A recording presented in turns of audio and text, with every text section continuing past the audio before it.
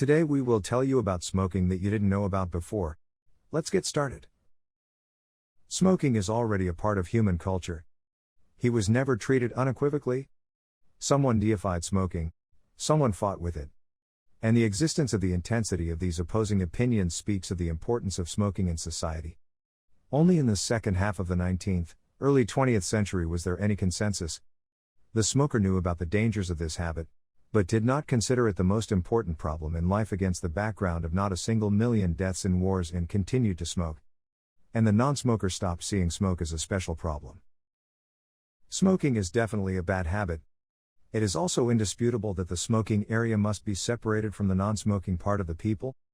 Governments and public opinion should not, on the one hand, scold and condemn smokers, and, on the other hand, profit from the money received from the use of this habit. According to Herodotus, even in the days of the Celts and Gauls, people already enjoyed smoking some kind of herb.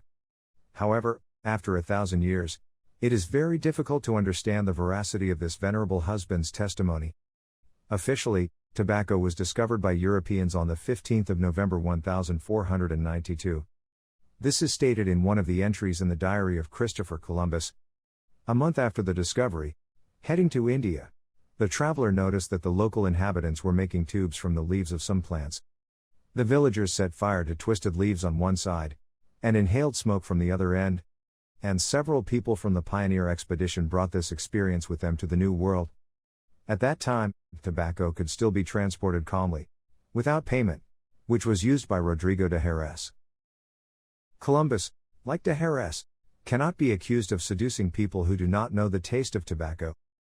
Christopher Columbus only made an observation, and Rodrigo de Jerez brought the leaves, and later, other co-travelers of Columbus, Romano Pano and Gonzalo Oviedo, shared tobacco seeds. But the sailors brought the seeds exclusively with noble intentions. Pano believed that tobacco could heal wounds, and Oviedo just wanted to grow a beautiful new ornamental plant. For nearly 50 years, the French have misused tobacco. All of France would grind tobacco into powder and then sniff it.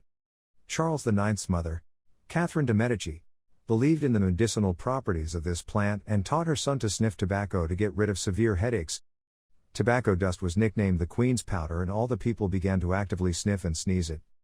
Only after the death of Catherine and Charles, during the time of Louis XIII and Cardinal Richelieu, did they start smoking in France. In England during the Victorian era, smoking was an honorable and distinctive feature of true male society. Cigars and tobacco at that time were an indispensable attribute of any men's company. The clubs even created special smoking kits, around which English gentlemen could conduct conversations. Some of these sets could include over 100 items, of which cigars, tobacco and cigarettes were mandatory. In any pub or if desired, you could get a pipe for free. The norm for establishments in England was to distribute from 11,500 to 14,500 pipes a year. In Russia, tobacco production began on the 14th of March 1763. Catherine II's attorney, one of the state councillors, Gregory Teplov, was engaged in the cultivation and sale of tobacco products. People who dared to start growing tobacco were exempted from various duties and taxes, and were also awarded prizes and were supplied with free seeds for the first time. If the information was useful to you, be sure to like and subscribe to the channel. See you soon.